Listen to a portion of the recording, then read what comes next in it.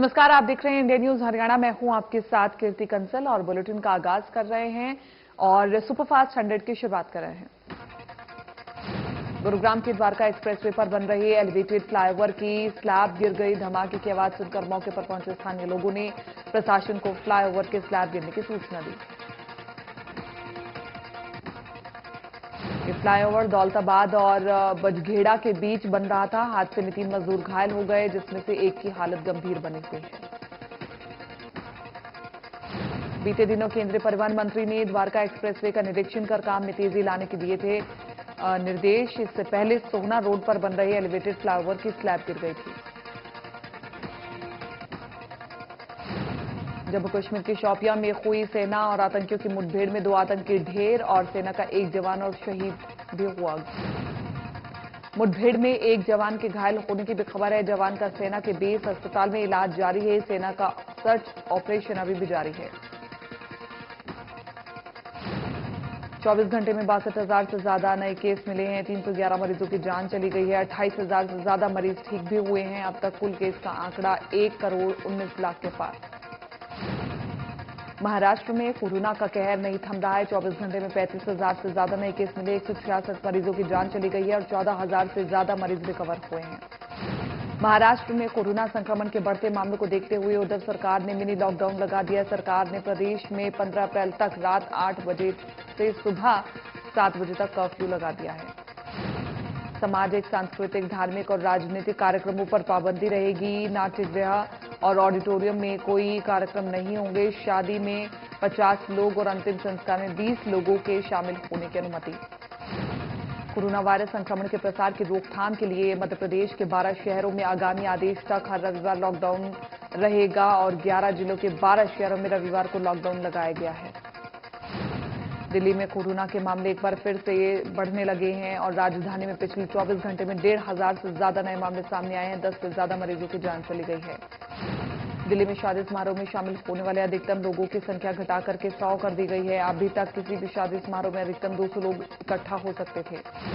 अंतिम संस्कार संबंधित 50 लोगों से ज्यादा इकट्ठे नहीं हो सकते हैं। दिल्ली में यह आदेश 30 अप्रैल को लागू रहेगा। हरियाणा में 24 घंटे में 1300 से ज्यादा नए केस मिले और 7 घंटे में दम तोड़ दिया। 7 मरीजों ने दम तोड़ दिया। अब तक 8,000 से ज्यादा एक्टिव केस है। गुरुग्राम और फरीदाबाद में सबसे ज्यादा केस मिले। गुरुग्राम में कोरोना के मामलों में लगातार इजाफा हो रहा है और एक दिन में 245 नए कोरोना के केस मिले हैं। इसके अलावा एक व्यक्ति की कोरोना से मौत हुई है। जाखल में फिर कोरोना की रफ्तार बढ़ने लगी है। जाखल में 9 लोगों की कोरोना रिपोर्ट पॉजिटिव आई है और जिसमें से 6 लोग डीएवी स्कूल के स्टाफ में से हैं। कोरोना के बढ़ते मामलों के बीच होली के दिन दिल्ली में मेट्रो सेवा बंद रहेगी। दिल्ली मेट्रो रेल कॉरपोरेशन ने ट्वीट कर बताया कि 29 मार्च को दोपहर 2:30 बजे तक दिल्ली में मेट्रो सेवाएं उपलब्ध नहीं होंगी। डीएमआरसी ने ट्वीट कर कहा कि 29 मार्च को दिल्ली मेट्रो की सभी लाइनों पर दोपहर 2:30 बजे तक मेट्रो सेवाएं उपलब्ध नहीं होंगी, जिसमें rapid metro, airport express line भी शामिल है। मुख्यमंत्री मनोहर लाल ने कहा कि सड़क दुर्घटनाओं को रोकने के लिए अधिकारी गंभीरता से कार्य करें। सीएम ने इस मामले पर समीक्षा बैठक की। सीएम ने सड़कों की मरम्मत समय से करने, ओवरलोडिंग पर नियंत्रण करने के साथ ही ओवर स्पीड पर भी रोक लगाने, हेलमेट और सीट बेल्ट का प्रयोग अनिवार्य करने को 2021 की प्राथमिकताओं में शामिल करने के निर्देश दिए। मुख्यमंत्री ने आगामी 1 अप्रैल से शुरू होने वाली फसलों की खरीद प्रक्रिया को लेकर भी समीक्षा बैठक की है और संबंधित अधिकारी को हर आवश्यक व्यवस्था करने के निर्देश दिए हैं। चरखी दादरी नगर परिषद चेयरमैन के खिलाफ नगर पार्षदों ने जिला उपायुक्त से मिलकर नगर परिषद चेयरमैन के खिलाफ भ्रष्टाचार के आरोप लगाते हुए ज्ञापन दिया। पार्षदों ने बताया कि नगर परिषद की बेशकीमती जमीन को चेयरमैन ने अपने चहेतों को औने पौने दामों में दे दिया है। वार्ड नंबर 11 से पार्षद ने बताया कि वाल्मीकि पार्क का उद्घाटन जेल मंत्री चौधरी गोवर्धन द्वारा 1986 में किया गया था। अब इस पार्क को तोड़कर के इस जगह पर दुकानें अलॉट कर दी गई हैं। नाराज किसानों ने पंजाब के बीजेपी विधायकों को पीटा और उनके कपड़े फाड़ दिए और उनके चेहरे पर काली पोत दी। सुरक्षा की मदद से उन्हें बचाया गया।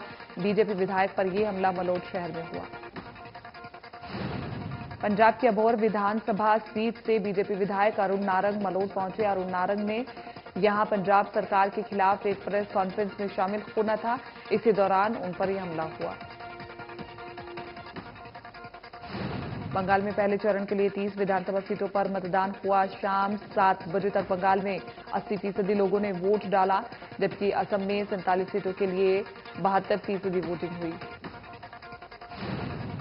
और असम में पहले चरण के मतदान में राज्य की 47 सीटों के लिए मतदान हुए हैं। पहले चरण में 72% मतदान हुआ। गुलाचीका में मनरेगा मजदूरों ने पुलिस प्रशासन और बीडीपीओ के खिलाफ प्रदर्शन कर नारेबाजी की और बीडीपीओ पर झूठा मामला दर्ज करवाने का आरोप लगाया है।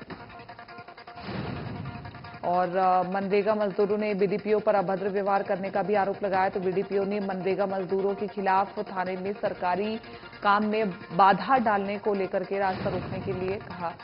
और जाखल में नशे के खिलाफ चलाए गए अभियान में पुलिस को कामयाबी मिली है। बाजीगर बस्ती में गुप्त सूचना के आधार पर छापेमार कार्रवाई की गई तो घर के आंगन में अवैध तरीके से की गई अफीम की खेती निकली। जाखल पुलिस ने मामला दर्ज कर अफीम पौधों को अपने कब्जे में ले लिया है। आरोपी मौके से भाग निकलने में सफल रहा और पुलिस आरोपी की तलाश में जुटी। डीएसपी ने बताया कि पुलिस को मामले की गुप्त सूचना मिली थी, जिसके बाद कार्रवाई की गई है। पुलिस ने अफीम के 2200 पौधों को अपने कब्जे में ले लिया है। अफीम के पौधों का वजन 15 किलो 200 ग्राम है। फरीदाबाद में NH2 के रेलवे के करीब फ्लाईओवर पर कार अनियंत्रित होकर के हाईवे किनारे जा गिरी, जिसमें 2 लोग फंस गए। मौके पर मजदूर लोगों ने शीशे तोड़ करके उन्हें बाहर निकाला और उनके परिजनों ने मामले की सूचना दी।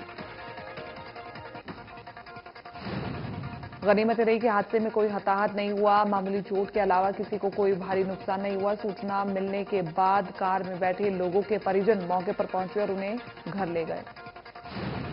राष्ट्रीय पावर लिफ्टिंग में गोल्ड जीतने के बाद भिवानी मंजू पहुंची। मंजू रानी का स्वागत किया गया भीम स्टेडियम में और मंजू रानी ने राष्ट्रीय पावर लिफ्टिंग चैंपियनशिप में 63 किलो भार वर्ग में गोल्ड जीता है।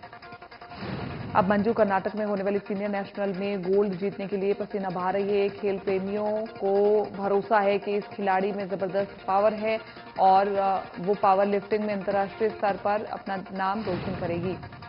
मंजू रानी भिवानी के गांव भाखड़ा की निवासी है। उन्होंने 185 किलो वजन उठाकर के रिकॉर्ड बनाया। पहले 182 किलो का रिकॉर्ड था। मंजू के कोच का कहना है कि मंजू टैलेंट की धनी है। पानीपत में एक बार फिर से बढ़ रही कोरोना की रफ्तार और शहर के विभिन्न इलाकों में जाकर के लोगों को मास्क पहनना, सोशल डिस्टेंसिंग का पालन करवाना और सैनिटाइजर का इस्तेमाल करने के प्रति लोगों को जागरूक किया गया।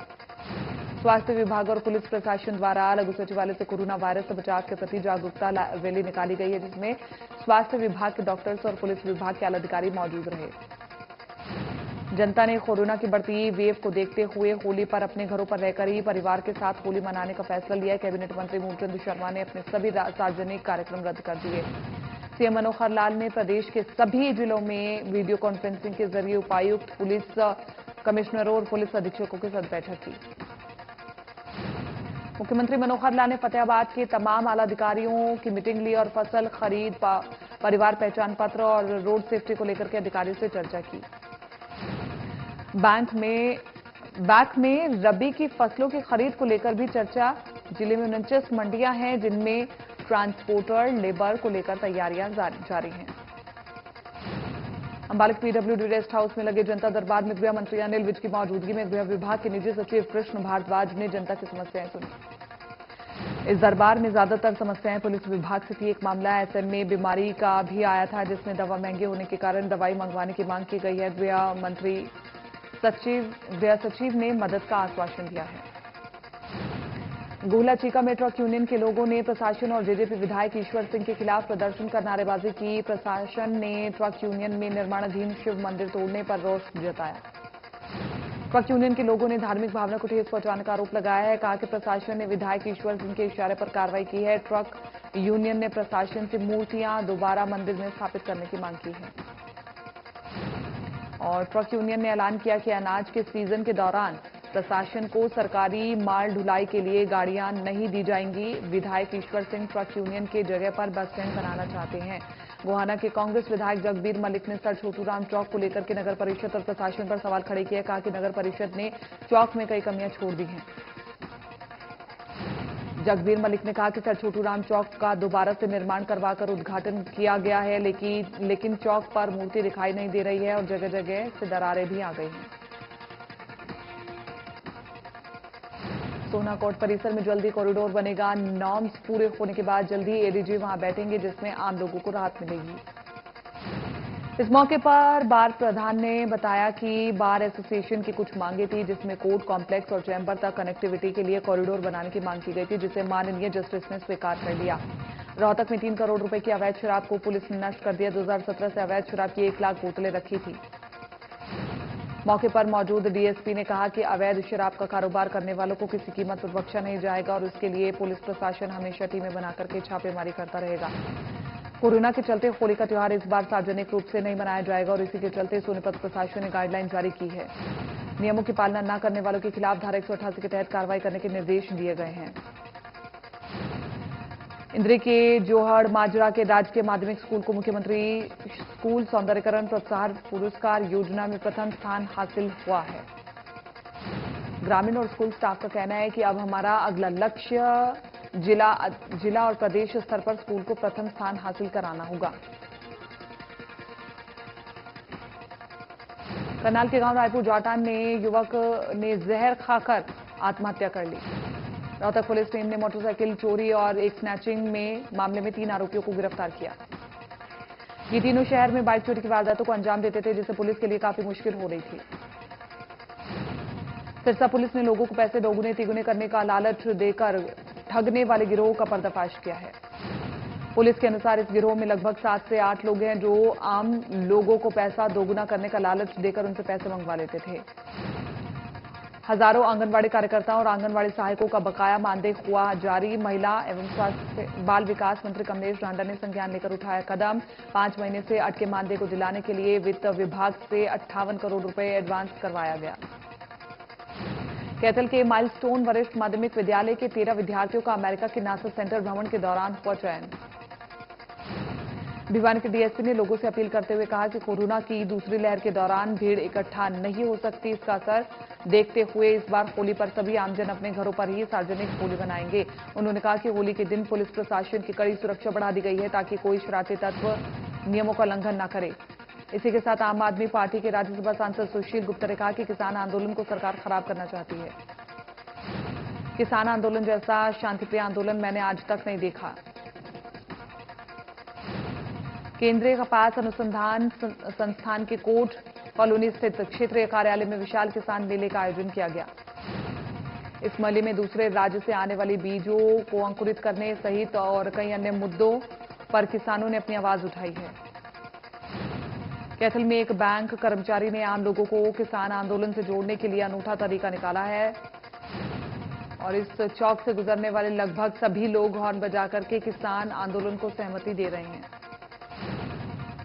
और कोसली के गांव पहलवास में आसपास के 21 गांव के ग्रामीण पिछले 18 दिनों से धरनारत हैं और एक ही मांग है, राष्ट्रीय राजमार्ग संख्या 71 पर गांव पहलवास से पटौदी जाने वाले मार्ग पर अतिरिक्त टोल लगा दिया गया है।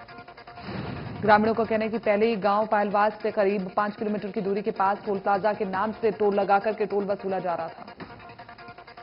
कृषि कानूनों के विरोध में बसताड़ा टोल प्लाजा पर प्रदर्शन कर रहे आंदोलनकारियों ने होली का त्योहार बड़े हर्षोल्लास के साथ मनाया। बासताड़ा टोल पर किसानों ने एक दूसरे को गुलाल लगाकर के होली की बधाई दी है। वहीं महिला किसान ने हरियाणा की संस्कृति में घाघरा कुर्ती डालकर के होली मनाई है। कैथल के बाजारों में दुकानें रंग बिरंगी नजर आई हैं और इस बार लोगों का रुझान अपने देश की बनी हुई हर तरह की आकर्षक पिचकारी और बढ़िया हर्बल रंगों की ओर ज्यादा है। दुकानदारों ने कहा कि बाजार से चाइनीज चीज पूरी तरह से गायब हो चुकी है और अपने देश की बनी हुई हर तरह की चीजें आकर्षक और वस्तुएं मिल रही हैं। अंबाला के बाजार में होली के त्योहार को लेकर के हलचल तेज हो गई है और कोरोना महामारी के बीच जहां कई तरह के हर्बल कलर्स मार्केट में है, तो वहीं दूसरी तरफ पहली बार बाजारों में मेड इन इंडिया की झलक दिखाई दी। सिरसा में गेहूं घोटाले के आरोप में जिन 3 डिपो होल्डर को पुलिस ने गिरफ्तार किया, उन डिपो होल्डर से पुलिस पूछताछ कर रही है। और इसी के बाद आगे बढ़ेंगे। दूसरे डिपो होल्डर के नाम पर डिपो ही नहीं था, रिमांड अवधि पूरी होने के बाद डिपो होल्डर को न्यायालय में पेश किया गया, जहां से उन्हें न्यायिक हिरासत में भेज दिया गया। इस मामले में खाद्य आपूर्ति विभाग के अधिकारी, कर्मचारी और डिपो होल्डर सहित 70 लोग आरोपी हैं। साल 2017 में सिरसा में वे 15,000 क्विंटल गेहूं का घोटाला हुआ था और इस मामले में पहले से ही कई अधिकारी गिरफ्तारी करवा चुके हैं अपनी। फरीदाबाद में मार्केट कमेटी के सेक्रेटरी का कहना है कि जिन किसानों का आवेदन आया है उनके ही फसल को सरकार के द्वारा खरीदा जाएगा। जेपीएस ग्रेटर फरीदाबाद स्कूल में बच्चों को होली पर कोरोना काल में विशेष सावधानी बरतने की शिक्षा दी गई। कोरोना काल के प्रति सतर्कता बरतें और होली सादगी से परिवार के साथ मनाएं। और इस मौके पर डीपीएस ग्रेटर फरीदाबाद की चेयरमैन ने बताया कि वे लगातार स्कूली बच्चों को ऑनलाइन व ऑफलाइन के माध्यम से सावधानी बरतने और होली पर विशेष प्लान देने के लिए जागरूक कर रहे हैं। और बिना विकास कराए और बिना बिल के करीब 70 लाख रुपए की पेमेंट करने के मामले में फरीदाबाद के सदर थाने में बीडीपीओ पूजा शर्मा और उसके भाई और गांव मुजेड़ी की पूर्व सरपंच ग्राम सचिव समेत उनके खिलाफ मामला दर्ज कर लिया गया है। एसपी पृथ्वी सिंह की माने तो गंभीर धाराओं में मामला दर्ज होने के चलते इसमें इन सभी आरोपियों की गिरफ्तारी संभव है। सिरसा पुलिस स्कॉर्पियो ने शहर में मास्क जागरूकता अभियान चलाया और घंटाघर चौक पर लोगों को मास्क पहनने के लिए प्रेरित किया। नेशनल हाईवे 19 तक 4 करोड़ रुपए की लागत से बनने वाली सड़क का होडल के विधायक जगदीश नायर ने नारियल तोड़ करके उद्घाटन किया।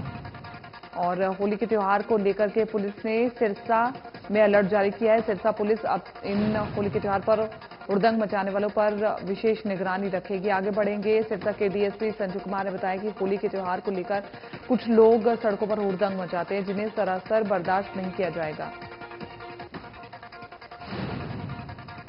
और पलवल की अनाज मंडी में आरती एसोसिएशन की तरफ से होली मिलन समारोह का आयोजन किया गया। और कानपुर में कार्डियोलॉजी अस्पताल के आईसीयू में अचानक आग लग गई और आग लगने के बाद अस्पताल परिसर में हड़कंप मच गया। जानकारी मिलते पुलिस और फायर ब्रिगेड की गाड़ियां मौके पर पहुंची और कार्डियोलॉजी के पूरे भवन में धुआं भर गया और आग लगने के कारणों का अभी खुलासा नहीं हुआ है। परिजन के मरीजों को दूसरी जगह शिफ्ट किया गया है। कानपुर के स्वरूप नगर में बना कार्डियोलॉजी का सरकारी अस्पताल है।